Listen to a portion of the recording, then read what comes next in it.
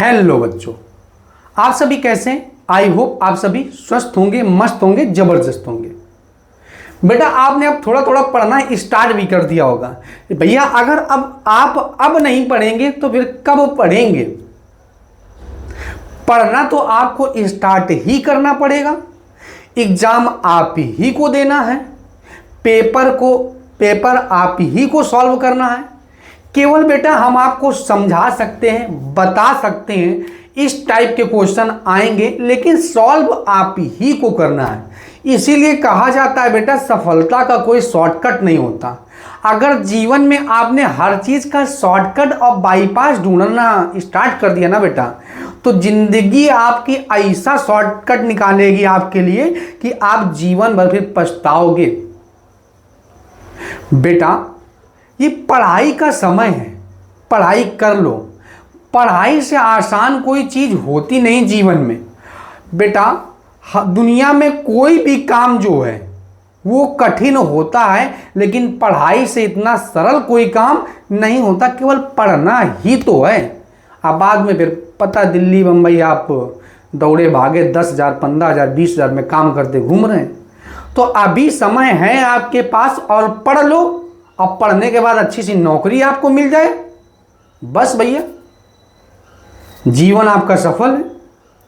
तो आइए ज़्यादा देरी नहीं करते हैं, अपने टॉपिक में लौटते हैं। बेटा ये क्लास 12th फिजिक्स में ये आपका पहला डेरिवेशन स्टार्ट होने वाला है। कौन सा डेरिवेशन?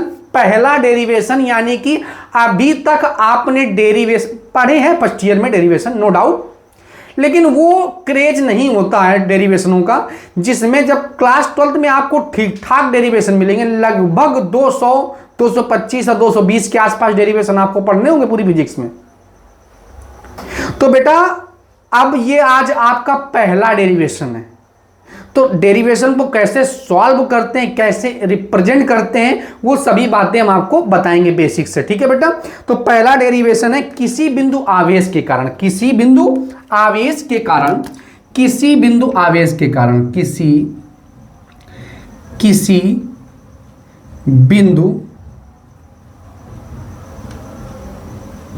बिंदु आवेश के कारण, आवेश के कारण उत्पन्न वैद्युत क्षेत्र, उत्पन्न वैद्युत क्षेत्र की तीव्रता, उत्पन्न वैद्युत क्षेत्र की तीव्रता। ठीक बेटा, किसी बिंदु आवेश के कारण उत्पन्न वैद्युत क्षेत्र की तीव्रता। बेटा उत्पन्न वैद्युत क्षेत्र की तीव्रता, उत्पन्न वैद्युत क्षेत्र की तीव्रता, ठीक है। तो डेरिवेशन स्टार्ट करते हैं। तो डेरिवेशन को करने का क्या मेथड होता है? तो जो डायग्राम बनता है वो अपना क्या बनता है बेटा, कॉपी में राइट साइड बनता, मतलब ये वाले हिस्से में बनता, राइट साइड में बनता। तो ये याद रखेंगे, राइट साइड में डायग्राम बनता और लेफ्ट साइड में उसकी लैंग्वेज लिखी जाती जो डायग्राम में आपने बनाया। ये नियम होता। तो माना कोई बिंदु O है, माना कोई बिंदु O है जिस पर कोई एक प्लस क्यू आवेश स्थित है, जिस पर कोई एक क्या स्थित है बेटा, प्लस क्यू आवेश है। माना कोई बिंदु O है जिस पर कोई क्या रखा है बेटा, प्लस क्यू आवेश स्थित है। इससे r दूरी पर कोई बिंदु क्या है, इससे r दूरी पर कोई बिंदु P है, इससे r दूरी पर कोई बिंदु क्या है, P है, जहां पर वैद्युत क्षेत्र की तीव्रता की क्या करनी बेटा, गणना करनी। जहां पर वैद्युत क्षेत्र की तीव्रता की क्या करनी बेटा, गणना करनी। तो माना कोई बिंदु O है, माना कोई बिंदु O है जिस पर बेटा प्लस क्यू आवेश स्थित है, जिस पर क्या स्थित है बेटा, प्लस क्यू आवेश स्थित है। अब माना कोई बिंदु O है जिस पर क्या स्थित है बेटा, प्लस क्यू आवेश स्थित है, जहां पर वैद्युत क्षेत्र की तीव्रता की क्या करनी बेटा, गणना करनी। जहां पर वैद्युत क्षेत्र की तीव्रता की क्या करनी है, गणना करनी। तो माना कोई बिंदु O है, इससे r दूरी पर कोई बिंदु P है जहां पर वैद्युत क्षेत्र की तीव्रता की गणना करनी। अब हमने आपको बताया था परीक्षण आवेश की सहायता से, परीक्षण आवेश की सहायता से वैद्युत क्षेत्र की तीव्रता की दिशा को ज्ञात करते हैं। यानी कि परीक्षण आवेश की सहायता से क्या ज्ञात करते हैं, तो वैद्युत क्षेत्र की तीव्रता की दिशा को ज्ञात करते हैं। तो बेटा वैद्युत क्षेत्र की तीव्रता की दिशा को ज्ञात करने के लिए कुछ नहीं करना है, जहां पर वैद्युत क्षेत्र की तीव्रता की दिशा ज्ञात करनी है ना, वहीं पर परीक्षण आवेश को बेटा क्या कर दो, आप रख दो। अब परीक्षण आवेश जिस साइड मूव हो जाए, फिर से समझेंगे कॉन्सेप्ट, जबरदस्त कॉन्सेप्ट है बेटा। भैया कॉन्सेप्ट मान लीजिए आपको बिल्कुल अमृत के समान है ये कॉन्सेप्ट। अगर आप समझ गए ना तो आपको वैद्युत क्षेत्र की तीव्रता की दिशा को ज्ञात करना बहुत आसान हो जाएगा, और न्यूमेरिकल में खास करके, क्योंकि बेटा ये वैद्युत क्षेत्र की तीव्रता जो होती है वो सदिश राशि होती है। कौन सी राशि होती है बेटा? सदिश राशि होती है। और सदिश राशि की दिशा ज्ञात करना, भैया सदिश राशि में दिशा का ही खेला है, क्योंकि सदिश राशियां वे राशियां होती जिनमें परिमाण के साथ साथ दिशा की आवश्यकता होती, उन्हें कौन सी राशियां कहते हैं बेटा? सदिश राशियां कहते हैं। तो फिर से हम बता रहे हैं जहां जिस बिंदु पर वैद्युत क्षेत्र की तीव्रता की दिशा को ज्ञात करना, जिस बिंदु पर वैद्युत क्षेत्र की तीव्रता की दिशा को ज्ञात करना है उसी बिंदु पर रख दो परीक्षण आवेश। उसी बिंदु पर क्या रख दो बेटा? परीक्षण आवेश। अब परीक्षण आवेश जिस साइड मूव हो जाए, जिस साइड चलने लगे, यानी कि जिस साइड गतिमान हो जाए, वैद्युत क्षेत्र की तीव्रता उसी डायरेक्शन में होगी। भैया कॉन्सेप्ट पकड़ पाए कि ना पकड़ पाए?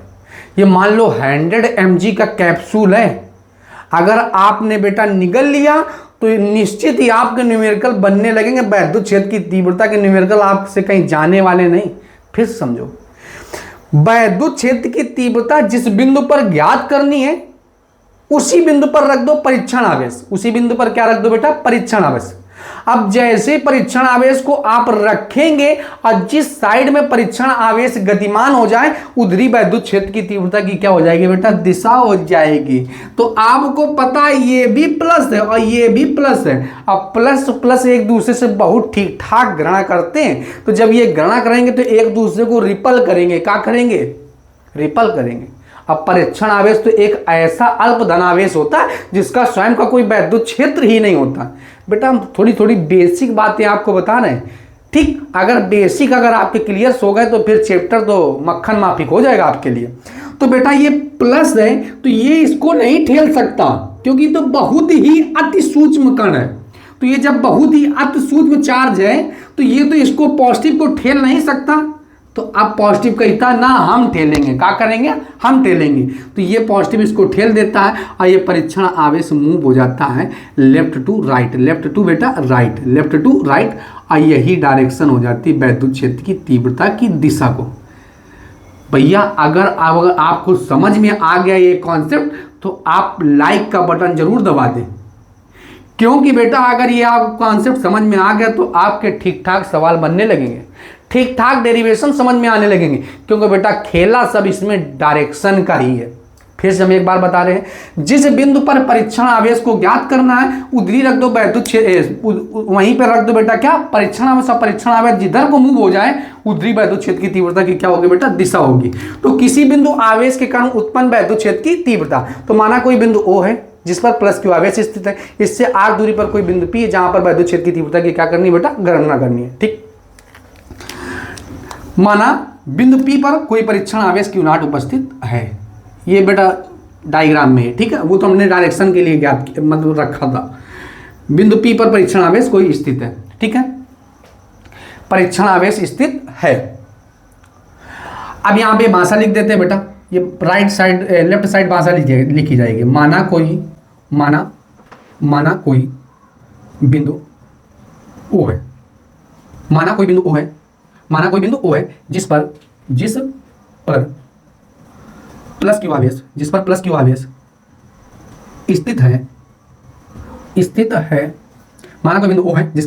है, इससे r दूरी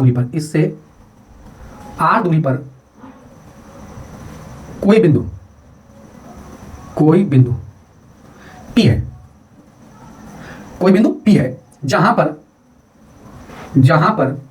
बिंदु P है, जहां पर वैद्युत क्षेत्र की तीव्रता की गणना करनी, तीव्रता की क्या करनी बेटा? गणना करनी है। तो माना कोई बिंदु O है जिस पर प्लस क्यू आवेश स्थित है, इससे r दूरी पर कोई बिंदु P है जहां पर वैद्युत क्षेत्र की तीव्रता की गणना करनी है। बिंदु P पर कोई परीक्षण आवेश स्थित है, बिंदु P पर कोई परीक्षण आवेश स्थित है, बिंदु P पर कोई क्या बेटा? परीक्षण आवेश स्थित है, ठीक है। ये भाषा हो गई। अब बेटा अगर परीक्षण आवेश स्थित है तो ये तो बेटा डायग्राम हो गया। तो अतः कूलाम के नियमानुसार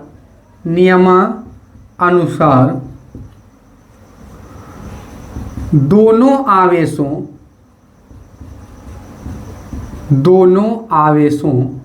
के मध्य लगने वाला बेटा बल। तो बेटा कूलाम बल क्या होता है? तो कूलामियन बल जो होता है बेटा वो दो आवेशों के मध्य लगता है। तो कूलाम ने बताया कि नहीं, दो आवेशों के मध्य लगने वाला आकर्षण या प्रतिकर्षण बल उन दोनों आवेशों के गुणनफल के अनुक्रमानुपाती तथा उनके बीच की दूरी के वर्ग क्या होता है बेटा? व्युत्क्रमानुपाती होता है। तो Q और Q0 अब बटे में क्या हो जाएगा बेटा? R² हो जाएगा। बना लेंगे समीकरण 1। अब यहाँ पे क्या लिखेंगे बेटा? वैद्युत क्षेत्र की तीव्रता की परिभाषा से वैद्युत क्षेत्र की तीव्रता की परिभाषा से वैद्युत क्षेत्र की तीव्रता की परिभाषा। तो वैद्युत क्षेत्र की तीव्रता की परिभाषा क्या होती है? तो वैद्युत क्षेत्र की तीव्रता की परिभाषा अगर आपको पता हो तो वैद्युत क्षेत्र की तीव्रता तो वैद्युत क्षेत्र में रखे किसी परीक्षण आवेश पर लगने वाला बल तथा उस परीक्षण आवेश के अनुपात को वैद्युत क्षेत्र की तीव्रता कहते हैं। इसे ई से प्रदर्शित करते हैं। तो ई बराबर आया था F बटे में Q0। अब बेटा समीकरण 1 से वैल्यू पुटअप कर दो। तो फ्रॉम इक्वेशन फर्स्ट तो ई बराबर में क्या हो जाएगा?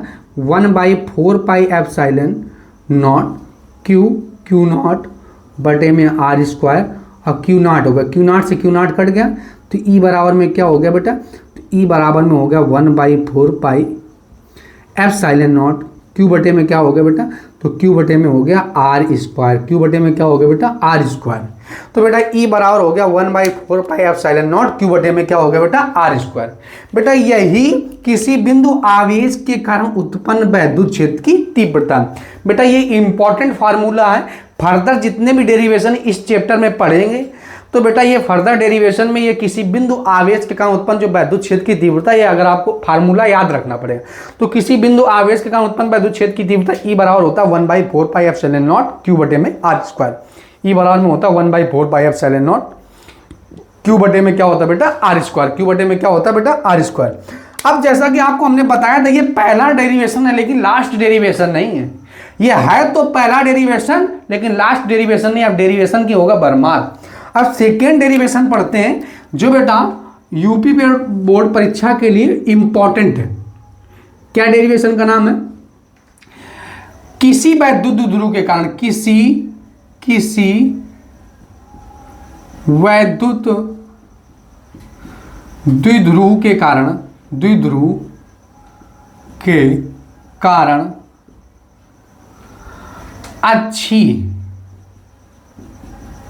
अच्छी स्थिति बोलो या बेटा कुछ बुक में या कभी कभी बोर्ड परीक्षा में नाम इसका बदल देते हैं, इसे बोल देते हैं अनुदैर्घ्य स्थिति। अनुदैर्घ्य कौन सी स्थिति बेटा? अनुदैर्घ्य स्थिति। ठीक बेटा।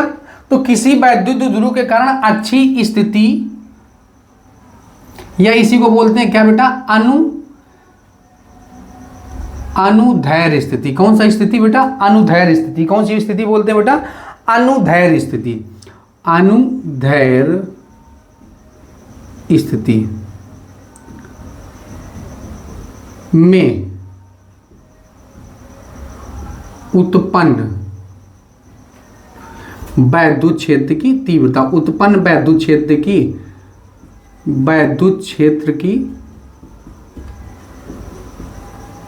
तीव्रता।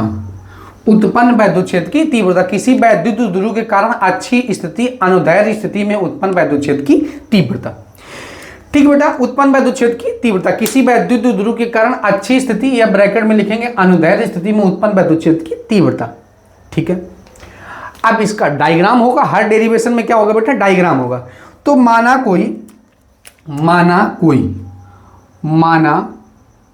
ए बी एक वैद्युत द्विध्रुव। माना ए बी एक क्या बेटा अपने पास?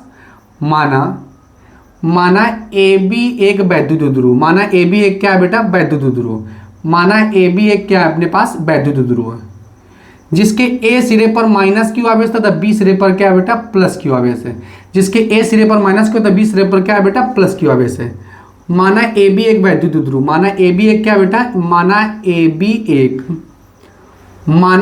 एक वैद्युत ध्रुव, माना ए बी एक क्या बेटा, वैद्युत ध्रुव, जिसके ए सिरे पर माइनस के तो बी सिरे पर क्या है, प्लस क्यू है। माना ए बी एक वैद्युत ध्रुव जिसके ए सिरे पर माइनस के तो बी सिरे पर क्या बेटा, प्लस क्यू है।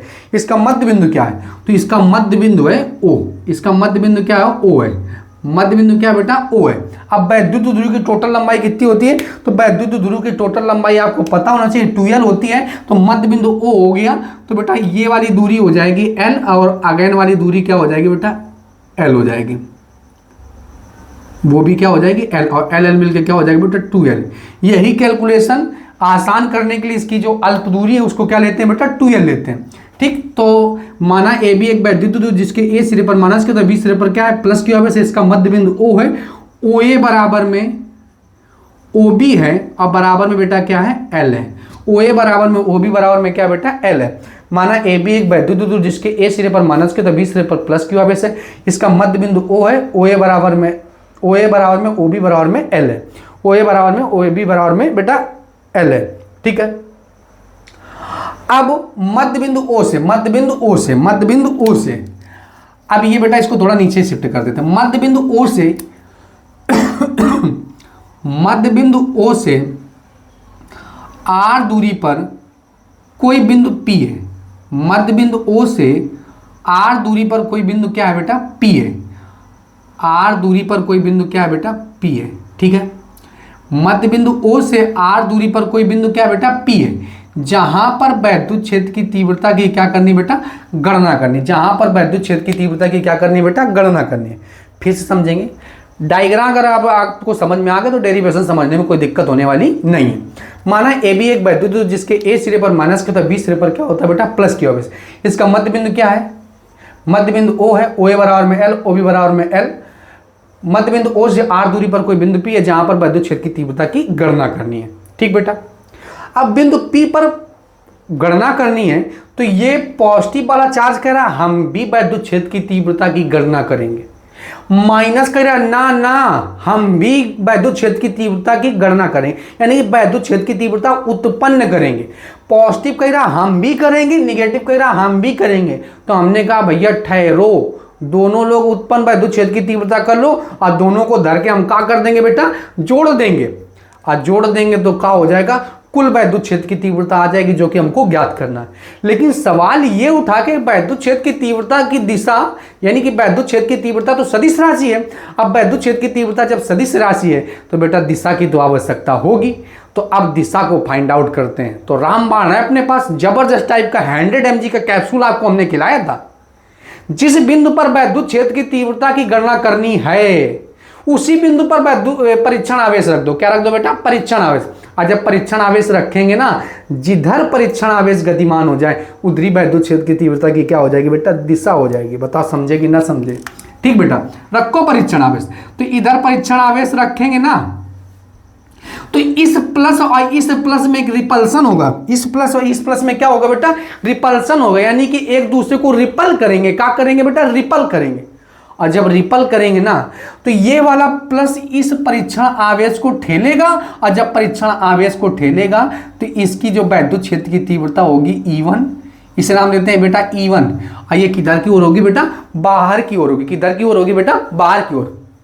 तो सवाल उठा, सर जी आप बताओ इस माइनस के कारण क्या होगी, तो आप जवाब दोगे, अब हम जवाब नहीं देंगे। क्यों, क्योंकि आपको तो कॉन्सेप्ट पता है। तो ये बेटा निगेटिव है और ये पॉजिटिव है, और निगेटिव पॉजिटिव में तो आपको पता है प्यार मोहब्बत स्टार्ट हो जाता है। दोनों में क्या हो जाएगा बेटा, प्यार मोहब्बत स्टार्ट हो जाएगा। तो ये निगेटिव चार्ज है, ये पॉजिटिव चार्ज है, और ये बेटा क्या आ जाएगा, तो ये हो जाएगा इस माइनस के कारण जो बिंदु P पर उत्पन्न वैद्युत क्षेत्र की तीव्रता होगी ये E2 होगी। क्या होगी बेटा, E2 होगी। और इसकी डायरेक्शन किधर की ओर होगी, अंदर की ओर होगा। इसकी डायरेक्शन किधर की ओर होगी बेटा, बाहर की ओर होगी। बताओ समझ में आया कि ना आया, आया होगा। प्लस के कारण जो उत्पन्न वैद्युत क्षेत्र की तीव्रता वो लेफ्ट टू राइट है, और माइनस के कारण उत्पन्न जो वैद्युत क्षेत्र की तीव्रता वो राइट टू लेफ्ट है। दोनों की डायरेक्शन हमने ज्ञात कर लिया। अब दोनों के कारण वैद्युत क्षेत्र की तीव्रता को ज्ञात कर लेंगे और दोनों को जोड़ देंगे, कुल वैद्युत क्षेत्र की तीव्रता की दिशा आ जाएगी। बेटा दिशा आ जाएगी, अब वही हमारा क्या हो जाएगा बेटा, आंसर हो जाएगा। तो अभी अभी हमने पढ़ाया कि जो बेटा आर होता है वो आर कुछ और नहीं होता है, जिस बिंदु पर वैद्युत क्षेत्र की तीव्रता की गणना करनी है, और जहां जिस बिंदु पर वैद्युत क्षेत्र की तीव्रता की गणना करनी है, जिस बिंदु पर वैद्युत क्षेत्र की तीव्रता की गणना करनी है, और जहां पर बेटा आवेश रखा है, सॉरी, जहां पर आवेश रखा है और जिस बिंदु पर वैद्युत क्षेत्र की तीव्रता की गणना करनी है, उसके बीच की दूरी आर होती है। उसके बीच की दूरी क्या होती है बेटा, आर होती है। तो अगर आप बता पाए कि प्लस परीक्षण आवेश, ये आवेश रखा है ना प्लस, अब इसको परीक्षण आवेश को हटा दो, इससे कोई काम नहीं, हमको काम हो गया अपना, वैद्युत क्षेत्र की तीव्रता की दिशा ज्ञात करने ज्ञात कर लिया। अब ये प्लस है, अब ये प्लस बिंदु P पर उत्पन्न वैद्युत क्षेत्र की तीव्रता कर रहा है, अब ये प्लस इस बिंदु पर वैद्युत क्षेत्र की तीव्रता की गणना करना है, गणने दो, बस हमको बता दो बीच की दूरी क्या होगी। तो बीच की दूरी भैया, अब क्यों, जहां पर परीक्षण आवेश रखा और जहां पर वैद्युत क्षेत्र की तीव्रता की गणना करनी है, उसके बीच की दूरी चाहिए। तो हमें क्या चाहिए बेटा, बीपी। क्या आपको डायग्राम में बीपी पता है? नहीं पता है, तो हमने कहा टेंशन नोट। अरे हम जब है तो टेंशन आपको लेने की आवश्यकता नहीं है। तो बीपी नहीं पता है, तो एपी तो पता है। देखो एपी, तो एपी में आप क्या कर दो, एपी में घटा दो किसको, ओबी को। एपी में घटा दो किसको, ओबी को। अरे भैया ये पूरी एपी है, अब एपी में किसको घटा दो, ओबी को। एपी में किसको घटा दो, ओपी को, सॉरी एपी में घटा दो ओबी को, एपी में घटा दो किसको, ओबी को। तो बीपी आ जाएगा कि ना आ जाएगा। और एपी का मान बेटा कितना है, तो एपी क्या है, एपी नहीं नहीं नहीं नहीं गलत कर बोल दिया, एपी नहीं ओपी। तो बेटा ये ओपी में अगर ओबी को घटा दिया, ओपी में अगर ओबी को घटा दिया, ओपी में ओबी को घटा दिया, घटा दो। ओपी में जब ओबी को घटा देंगे तो ओपी है कितना, आर, और ओबी कितना है, एल। तो आर में एल घटाएंगे तो क्या आ जाएगा बेटा, बीपी आ जाएगा। ठीक है, एक दूरी पता चल गई। दूसरा भैया हमको एपी भी चाहिए, क्योंकि निगेटिव चार्ज है बेटा ए पर, अपोजिट बेटा हमें वैद्युत क्षेत्र की तीव्रता गणना करना है पी पर, तो एपी चाहिए। तो एपी भी निकाल सकते हैं, कैसे, ओपी में किसको जोड़ दें, ओपी तो यहां तक हो गया, अब इसमें किसको जोड़ दें, एओ को। किसको जोड़ दें बेटा, एओ को या ओए को। तो ओपी क्या है बेटा, ओपी है आर और ओए है कितना बेटा, एल है। तो एपी की वैल्यू कितनी आ गई, आर प्लस में एल। आर प्लस में क्या आ गया बेटा, एल आ गया, आर प्लस में एल। ठीक है, आर प्लस में क्या आ गया, एल आ गया। ये भी याद रखेंगे, ओ ए बराबर में क्या है, ओ बी है, और बराबर में क्या है बेटा, एल है। ठीक है, अब यहां पे मासा लिखते हैं, माना ए बी एक वैद्युत द्विध्रुव है, वैद्युत द्विध्रुव है, जिसके ए सिरे पर माइनस क्यू आवेश तथा बी सिरे पर प्लस क्यू आवेश है। माना ए भी एक वैद्युत द्विध्रुव जिसके ए सिरे पर माइनस क्यू तथा बी सिरे पर प्लस क्यू आवेश है, प्लस क्यू आवेश है। ठीक है, माना ए भी एक वैद्युत द्विध्रुव जिसके ए सिरे पर माइनस क्यू तथा बी सिरे पर प्लस क्यू आवेश, इसका मध्य बिंदु ओ है, इसका मध्य बिंदु ओ है, मध्य बिंदु ओ है। ओ ए बराबर में ओ बी बराबर में एल भी है। ठीक है, ये भी लिख देते हैं। मध्य बिंदु ओ से आर दूरी पर कोई बिंदु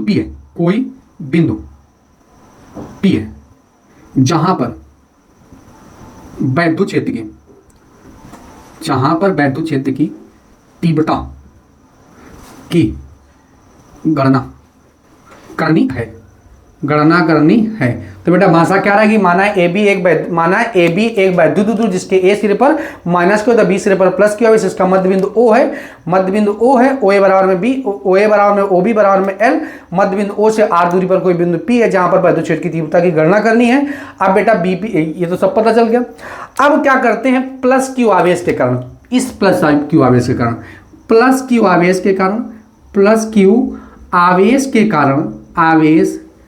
के कारण बिंदु P पर, प्लस क्यू आवेश के कारण बिंदु P पर उत्पन्न वैद्युत क्षेत्र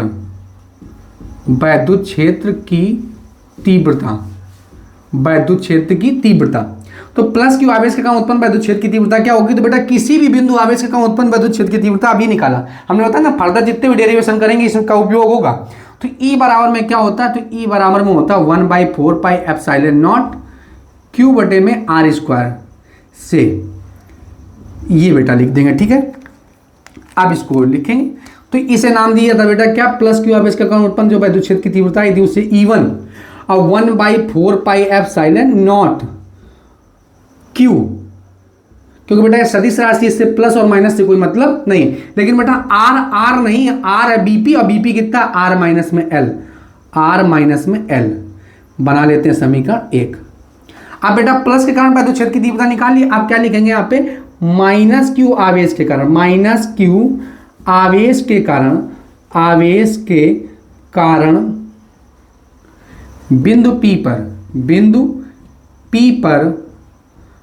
उत्पन्न वैद्युत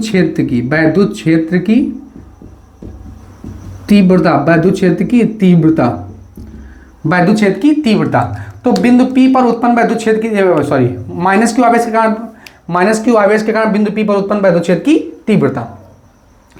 तो ये बेटा क्या होगा? ये E2 होगा। तो E2 का मान कितना था? E2 का मान हुआ 1/4 पाई एप्सिलॉन नॉट क्यू, और क्यू आर बेटा कुछ नहीं है, आर है बेटा AP, और AP है कितना? आर प्लस में एल का होल हाफ स्क्वायर हो जाएगा, बना लेंगे समीकरण 2। क्योंकि बेटा किसी बिंदु आवेश के कारण उत्पन्न जो वैद्युत क्षेत्र की तीव्रता होती है वो 1/4 पाई एप्सिलॉन नॉट क्यू बटे में आर स्क्वायर होता है। क्या होता है? 1/4 पाई एप्सिलॉन नॉट क्यू बटे में क्या होता है बेटा? आर स्क्वायर होता है, ठीक। अब बेटा क्या निकालते हैं? कुल वैद्युत क्षेत्र की तीव्रता, कुल वैद्युत क्षेत्र की तीव्रता, थोड़ा नीचे लिख देते हैं, ठीक है बेटा। कुल वैद्युत क्षेत्र की तीव्रता, कुल वैद्युत क्षेत्र की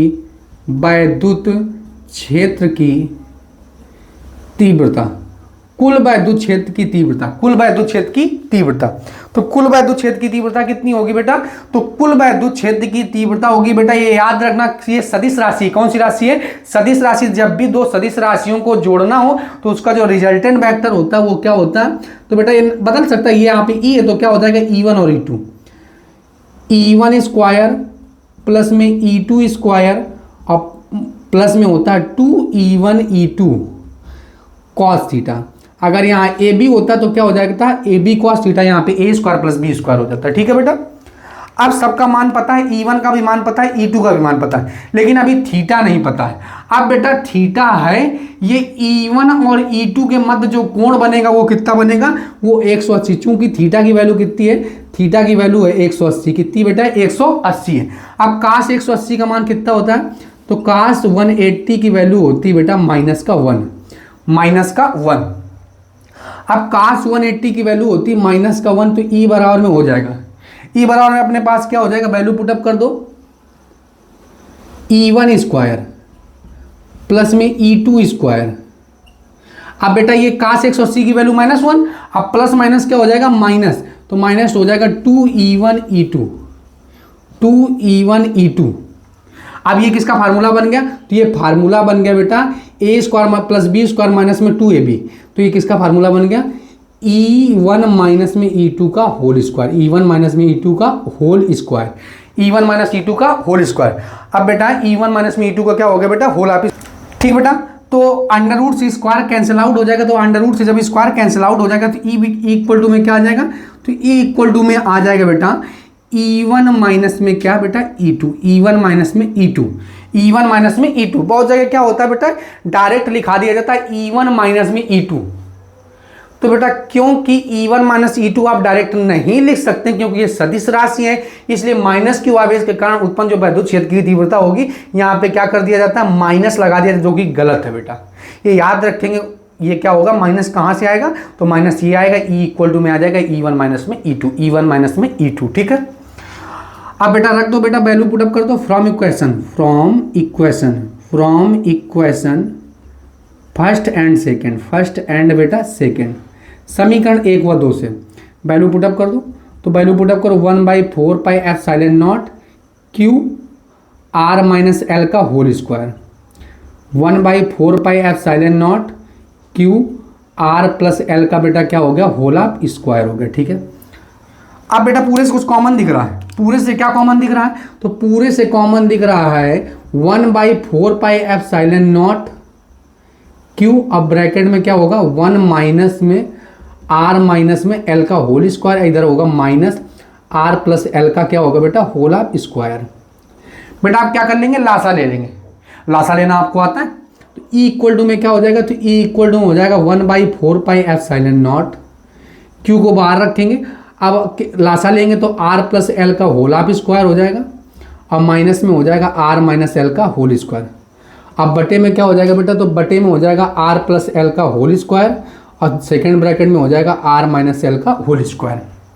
अब बेटा ए प्लस बी का होल स्क्वायर क्या होता है, तो ए प्लस बी का होल स्क्वायर होता है बेटा, ए प्लस बी का होल स्क्वायर होता है, क्या होता है, ए स्क्वायर यानी आर स्क्वायर प्लस में एल स्क्वायर और प्लस में 2RL। बेटा a माइनस बी का होल स्क्वायर क्या होता है, A square plus B square minus का 2ab का माइनस का अंदर गुणा होगा तो क्या हो जाएगा, माइनस में आर स्क्वायर माइनस का एल स्क्वायर, माइनस में आर स्क्वायर माइनस में एल स्क्वायर, अब प्लस में क्या हो जाएगा बेटा, प्लस में 2RL हो जाएगा। अब बटे में क्या हो जाएगा बेटा, सेम नहीं लिखा, दोनों में स्क्वायर लिखा तो हम इसको ऐसे लिख सकते हैं, यानी कि आर प्लस में एल का whole square, sorry second bracket में आर माइनस एल, अब पूरे का होल ऑफ स्क्वायर, पूरे का क्या लिख सकते हैं बेटा, होल ऑफ स्क्वायर। अब देखो कुछ कैंसिल आउट हो रहा होगा, क्या कैंसिल आउट हो रहा है, तो एल स्क्वायर से एल स्क्वायर कैंसिल आउट हो गया, आर स्क्वायर से आर स्क्वायर कैंसिल आउट हो गया। अब बेटा जो बचा उसको लिख देते हैं, ठीक है,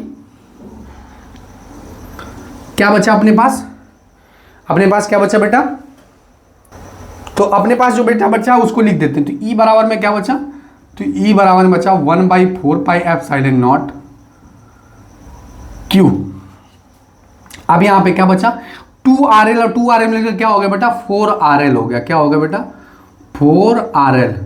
और नीचे क्या हो गया बेटा, एक ब्रैकेट में ए प्लस भी, दूसरे ब्रैकेट में A minus B, A square minus B square का फार्मूला हो गया, यानी आर माइनस में एल का whole square, R square minus L square हो गया, अब ऊपर स्क्वायर लगा ही था तो होल ऑफ स्क्वायर हो गया बेटा। अब ई बराबर में क्या हो गया, तो ई बराबर में हो गया 1/4πε0। अब बेटा इसको हम ब्रेक कर रहे हैं, ध्यान समझना कैसे ब्रेक कर रहे हैं, 2 और 4 को ब्रेक कर रहे हैं 2 और इनटू में 2RL, 2RL नहीं 2Q, आर को बगल में अलग कर देंगे, 2QL। अब आर को बाहर कर देते हैं, बटे में आर स्क्वायर और माइनस में क्या हो जाएगा बेटा, एल स्क्वायर का होल ऑफ स्क्वायर। अब हम जानते हैं चूंकि बेटा, क्या जानते हो, ठीक बेटा, हम लोग जानते हैं, यहाँ पे लिखे दे रहे हैं, अपने पास यहाँ पे जगह नहीं तो यहाँ पे क्या लिखेंगे, चूंकि हम लोग जानते हैं क्या, किसी वैद्युत ध्रुव का वैद्युत ध्रुव आघूर्ण किसी एक आवेश के परिमाण तथा उन दोनों आवेशों के बीच की दूरी के गुणनफल के क्या होता है, बराबर होता है, यानी कि 2QL।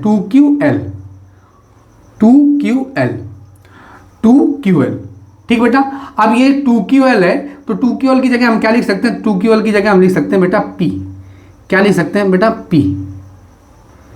PR। अब बटे में क्या हो गया, आर स्क्वायर और माइनस में एल स्क्वायर का होल ऑफ स्क्वायर। अब बेटा एक बात समझो आप, ये जो R था यानी कि जो 2L थी ये स्वयं में अल्प दूरी थी, अब जब स्वयं में ये 2L अल्प दूरी थी तो L तो बहुत छोटा हो जाएगा, लेकिन किसकी अपेक्षा, R की अपेक्षा, तो यहां पे लिखेंगे चूंकि L is very less then R, चूंकि जो R का यानी कि L का मान है, L की जो वैल्यू है वो R की अपेक्षा बहुत छोटी हो जाएगी, तो इसको हम नेग्लेक्ट कर देंगे यानी 0 मान लेंगे, तो E बराबर में क्या हो जाएगा, तो E बराबर में हो जाएगा 1/4πε0 और ये हो गया 2PR। अब बेटा ये तो 0 हो गया, 2 दूनी कितना हो जाएगा, 4 हो जाएगा, यानी R की पावर क्या हो जाएगा बेटा, 4 हो जाएगा। अब एक घट जाएगा तो घटने के बाद क्या बचेगा, 4 में घटेगा तो कितना बचेगा बेटा, 2, तो 1/4πε0 2P बटे में क्या हो गया बेटा, R³ हो गया। यही बेटा किसी वैद्युत ध्रुव के कारण अच्छी स्थिति पर जो उत्पन्न वैद्युत क्षेत्र की तीव्रता होती है वो E इक्वल टू में होता है 1/4πε0 2P में क्या होता है बेटा, R³ होता है, 2P में क्या होता है बेटा, R³ होता है।